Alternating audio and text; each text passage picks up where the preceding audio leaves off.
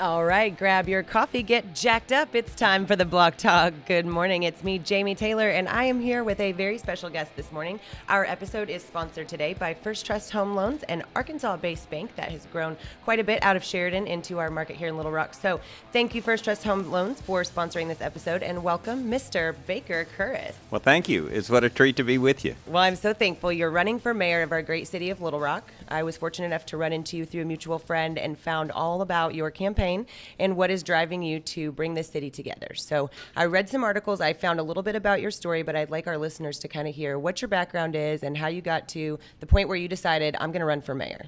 Okay. Well, I got, I was born in Pine Bluff, Arkansas. Moved to Little Rock with my father, who's with the telephone company. Stayed here a bit and then moved outside of Hot Springs and went to public schools and all those places. I got my first big break when I was 14. I got a full-time job.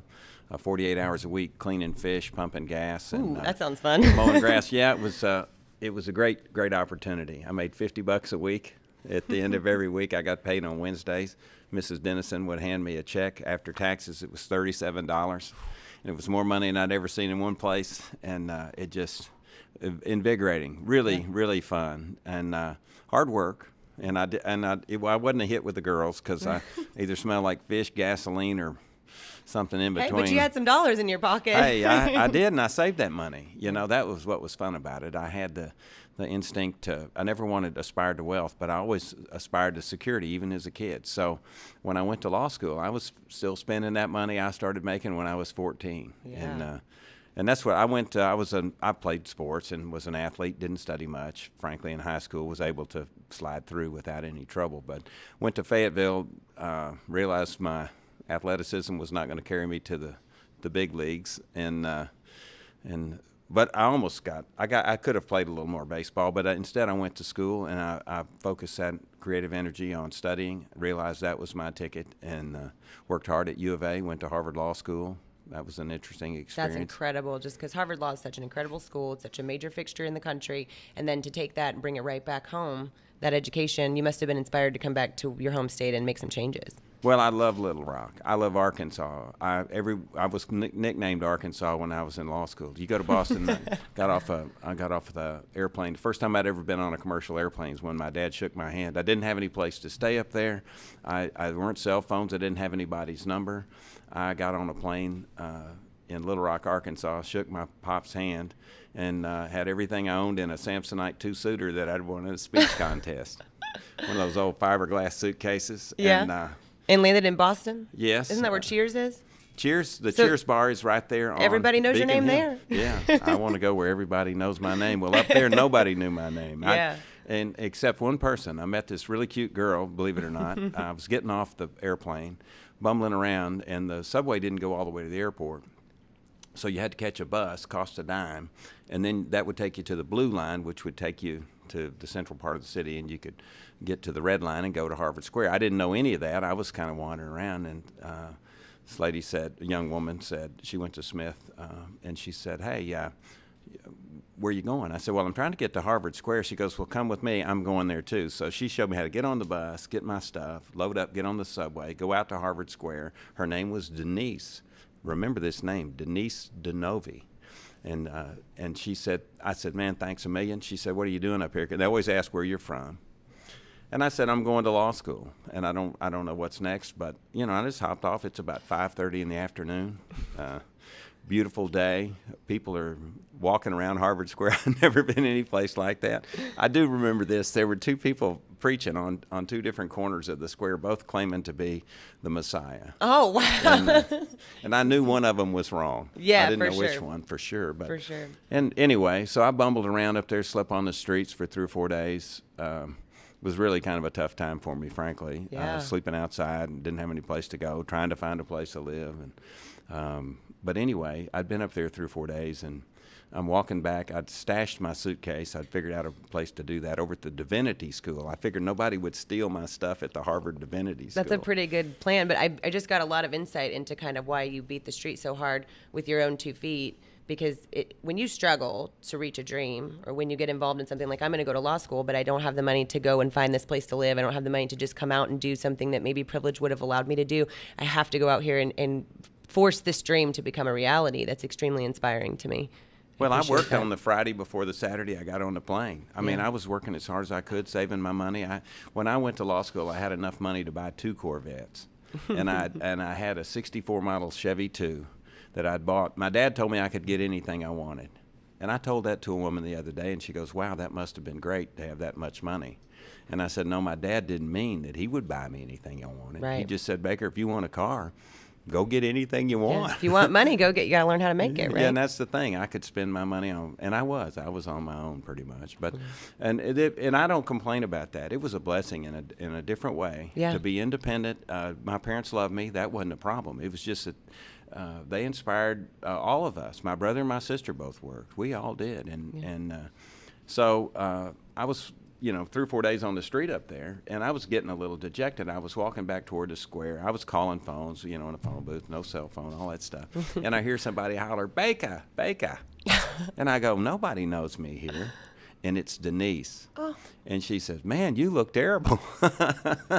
And I said, "Thanks, Denise." I said, "Well, it's not going so good right now." And she said, "Come with me." And I stayed with her, and she had 3 roommates living in a dump, basically. College life. Yeah, but she was so nice to me, and so were her roommates, and I slept on their couch till I could find a place to stay. And she became and still is a preeminent Hollywood producer, now doing her own stuff. But she extended kindness to me, kindness of a stranger. I don't know what it's all about, but it was, lots of people up there, and for her to run into me when I was kind of really at a low spot. It's a fairly divine moment. Well, it really made a difference to me. And I wasn't ever about to come home. I mean, I would have worked it out, but she really helped me, and then it went from there. I got out of law school. I spent a year in Dallas. I wanted to see the world. It didn't take me long to realize I belonged here. Yeah. Dallas was great. I was doing wonderfully at this big firm. It was fun. I was lawyer 67. Right. That also wasn't sort of my personal style. So I came back to Little Rock, and a friend of mine he died last night, honestly. We're so sorry a great for your man. loss. Robert Schultz was his name. It will always be his name. He was a hero in World War II, a brilliant man.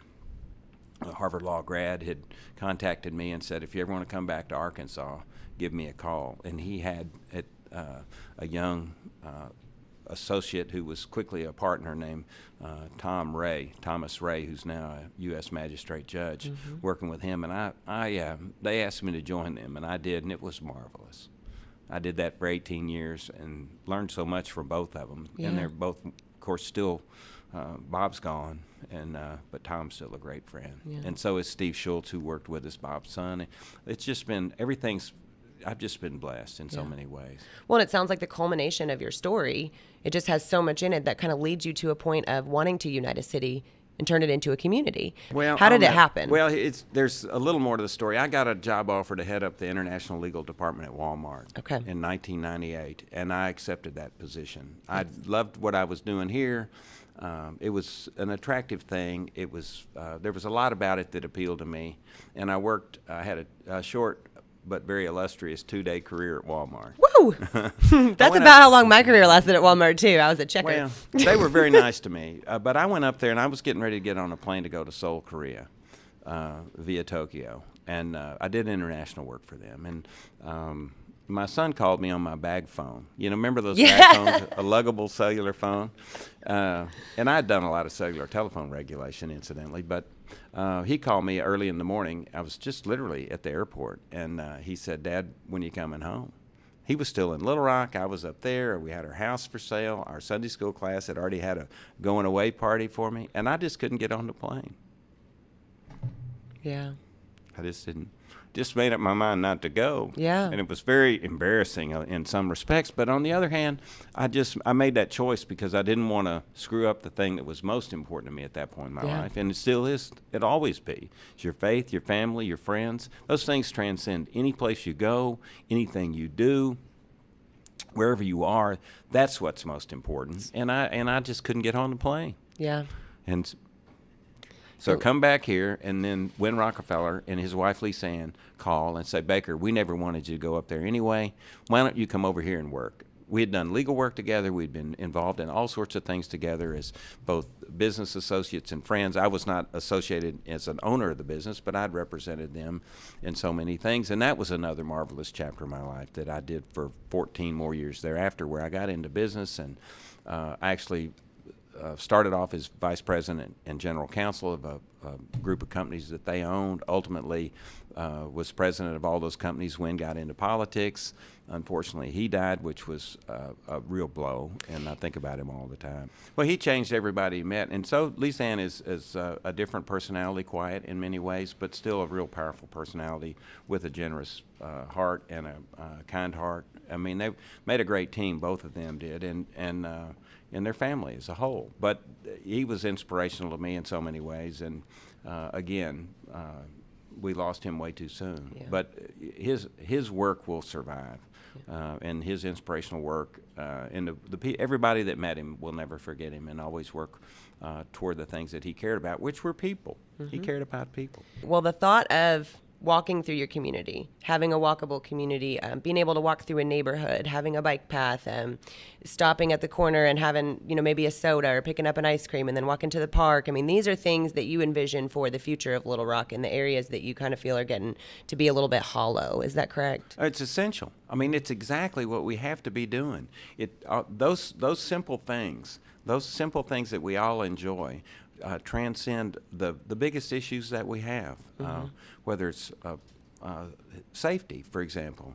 The more people on the street, the safer the street. Yeah. The more houses that are occupied, the safer the neighborhood. Mm-hmm. The fewer vacant lots, the safer the neighborhood. The safer the neighborhood, the more attractive the neighborhood. We have such beautiful real estate in this town. It's just a marvelous place, and so much of it is completely underutilized now, with streets and sidewalks and water and sewer sitting on the curb, and the real estate, 8,000 vacant lots. It's astonishing, because that's where my heart, you said the magic word, so we can go that direction. Okay. Real estate is definitely the love of my life outside of my husband. And I am so excited about what your plan involves, but I'm curious to see how you start that. How do you ignite a neighborhood that previously has been downtrodden? It's in a situation where multiple vacancies are present. There's vacant lots. You can't get an investor to go in there and spend money because they want infrastructure behind that. They want the sewage to work. They want curbs and gutter. They want lights. They want to make sure people have bills of assurance or some sort of association that keeps the grass mowed and the trash picked up. And so where do you start where we're at right now with that many vacancies and that much going on? I mean, where do we even start? Well, you have to get a toehold, so to speak, to use a country term. You've got to start somewhere. Now, you can either start at the frayed part of the quilt, so to speak, or you can start, most people who restore a quilt, and that's what it is. It's a crazy quilt with all sorts of beautiful colors. I think you start where things are the best. You go to a place and you talk. First off, I don't start. I start by asking people like you, and asking people, and I'm not going to name names. I could name you 15 people that I've already talked to who are right in the middle of making things like this happen, who are struggling and meeting obstacles every day in an effort to redo exactly what this city needs and what this city depends on. This is not some sort of a thing that's just a nice thing to do. No, this is the lifeblood of our city. If our sales taxes are $100 million of our revenue out of a $265 million budget. If you don't have people living and shopping in your city, you don't have the means to do all the other things that we want to do. And real estate taxes are 14% of our city's revenue. On the operating side, they're another plenty of other money. I could talk at length about where the rest of the money goes, but You're it's really essential. good at the numbers. I'm telling you. And why are we sitting here with this beautiful real estate and we're not embracing people who want to fix it up, want to develop it? It's lovely. Yeah. I'm gonna be tonight in the Central High neighborhood in a home that's just gorgeous, with a beautiful back porch and a quiet street and great big trees and a flat sidewalk and nice neighbors, but also neighbors who aren't doing their share. They're and we got to fix that. We don't have maybe all the tools we need, but I don't think we're using the tools we have.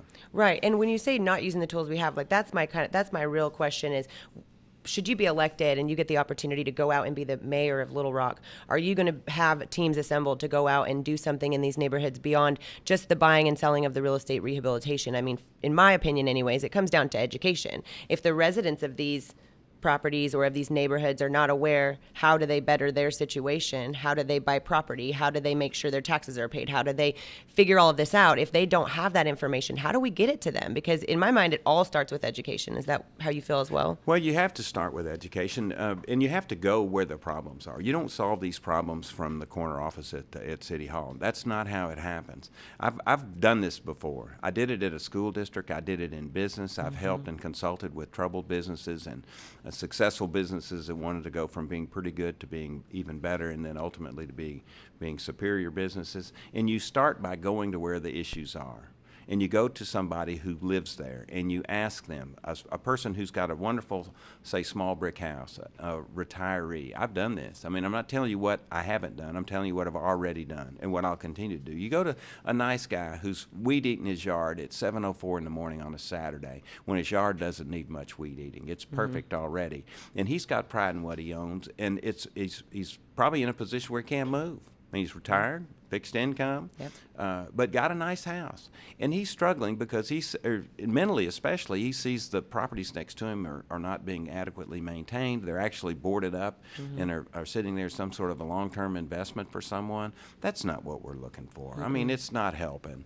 And then weed lots around him, trash and stuff, guns going off at night. That's the guy. You go straight to him and say, how can I help you? Give me some advice about what you need to stay here, to age in place, as we say, because that's what we want. We want stable families. It's not about gentrification. People talk about that. Well, I can tell you what, in the central city, if you got a vacant lot and you put a nice architecturally compatible home on that's not gentrification. There's nothing there now except a weed lot, for crying out loud. Or you unboard a house that's got good bones and you put it back together, and you can either rent it or sell it to somebody who wants to live there and drive a stake in the ground and say, I want to support the institutions here, I want to live here, work here, shop here. That's what's the lifeblood of the city, and we just ignored the whole thing is hollow right now. Yeah. Nobody gets the big idea. And that's where leadership steps in. And you say, here's the big idea. We're not down here in say, code enforcement with the notion that we want to cite people for tall grass. Yeah. Our job as a code enforcement officer is the same job that we all have in this city, is to make this a wonderful, beautiful, attractive, vibrant, living neighborhood. Right. So your job is not, and you're going to have to do some of this. You're going to have to issue the nasty grams and all that kind of stuff. Right. But your job is really to change this neighborhood. Right. It's a hard job. But it's not just get up in the morning, drive around and cite somebody for having a car parked in their yard. No. It's to change the whole neighborhood. It's to inspire that attitude. Yeah, it's a can-do, green light kind of approach, as opposed to, well, this is a terrible place, it's not working, these people don't like me, I don't like them, I've got to build a wall between us because that's how I get through my day, I'm not going to invest in my job because I don't want to take on the task of changing this city. But everybody that works here has to agree to that. The mayor has to be the one to start the whole thing. The mayor is a servant for every single person that lives in this town and every single person that works for this city. Yeah. And it's a very hard job. It's not a ribbon cutting job or a baby kissing job. You can do some of that, but you've got to step up as a leader and say, no, I am going to be the servant leader. I'm going to go down there. If I have to, I'll get a damn weed whacker and I'll start in until I get somebody else that wants to help me. I'll do it myself. Yeah. If that's what you've got to do, that's where you start. And I don't think we'll have to do that, but I do think we've got to get everybody involved in the big idea is to revitalize this place, to make it a place where everybody wants to live, like the people in this room. Yeah. That's the whole idea. Well, and the people in this room, too, all of us are small business owners. We want to grow and live in this city, and it inspires me. Your energy is way more jacked up than my coffee right now because I'm just so excited to hear that you want to get involved, get your hands dirty, and really try to make this city turn a different direction. And so my question to you is, why did you choose this anyways? Like you said, you don't have to do this. This isn't something that you're seeking after because you have to do it. Yeah, I love this city. I mean, I've got 3 millennial children. They're wonderful. I mean, they're just incredible people, and I'm so glad they live here. I want that for everybody. I want this to be a place of opportunity, and it's not all selfish, but, I don't have to get on an airplane and go to Tacoma to see my grandchild. Yeah. I've got two now. I've got a grandson that turned a month old yesterday. Oh. And it's a magic, wonderful thing. It's back to those three things I said: faith, family, and friends. And if you can have that in a wonderful place that's just dying to grow, why not? Why not Little Rock? Yeah. Why does it have to be Oklahoma City or Nashville? Or it can be here. Yeah, we're capital city, and I think that we need to take some time too to compete with our buddies up in Northwest Arkansas. You see the growth and the economic development that's going on there. Some of that money was poured into the community, but the biggest thing is they're running that city in a very effective way. Would you agree? Well, it's true. I think it's a different approach. It's a different level of energy. It's a different and it's a vibe that you get. I mean, it's not something you open a can and pour on somebody's head. It's an attitude, and attitude trumps everything. I've been in big businesses where you had the greatest plans and you had everything in mind about what was just going to be perfect, and if you didn't have the right attitude, the right culture, right. Culture and attitude trump everything. Army with worn-out shoes that sings while they march will go further and faster than anybody with brand new uniforms and a fresh pair of boots. Yeah. Always. Because if the Army with the new boots doesn't care about what they're doing and doesn't see the vision and doesn't understand the big idea, they won't get anywhere. Right. You give me some people that I don't care what they've got. They can have a pair of worn-out gloves and worn-out shoes, but they're willing to work, and they love what they're doing. They'll outwork and outdo anybody else. Well, and that brings me back to something else I wanted to ask you about that's really important to me, because I know a lot of our listener base may not know this about you, but you have made some crazy, palpable, noticeable changes during the time that you were in the Little Rock School District. It was a big, huge deal. I know a lot of people are not aware, maybe in my base, that what happened and how you were engaged in that and the result of that. I do have some dear friends who are very pleased with the result. Can you tell us a little bit about your attitude and how you changed everything over there at the Little Rock School District? Well, it was a team thing, Jamie.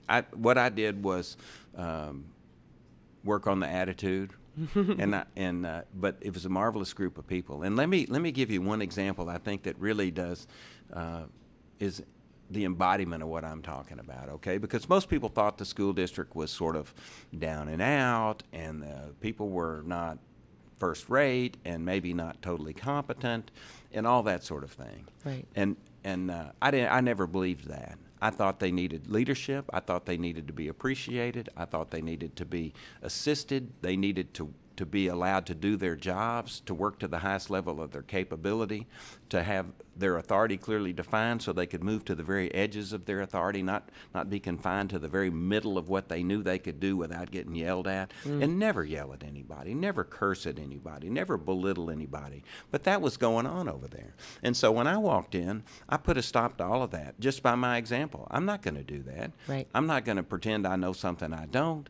I'm going to find the people that do know it, just like in the Central City. There are things that you know and I'm not going to call the names. I'm dying to, but I'm just saying, that they know. They've been there. They've done it. All I've got to do is say, how can I help you? What could the city do to help you? What can we do to support you? And then get to work.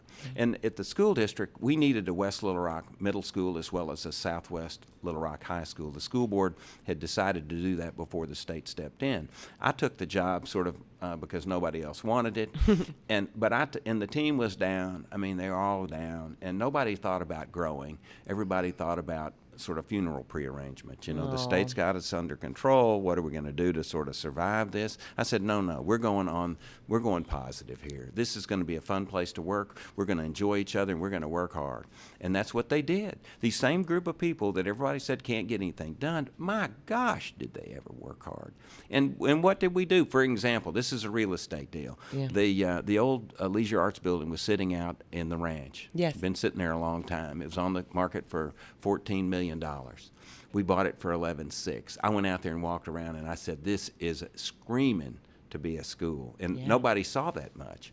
I saw it. It was self-evident to me that this could really be something, and we could open it quickly. But so we put that. I typed the contract myself, since I know how to do that sort of Yeah. thing. At my office at the school district headquarters, I typed the contract myself. We got it signed up, and then got sued. Of course, everybody sues everybody around Yes. here.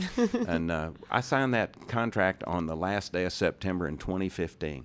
Remember, September 2015, the last day of we got sued. The judge decided the case in late March of 2016.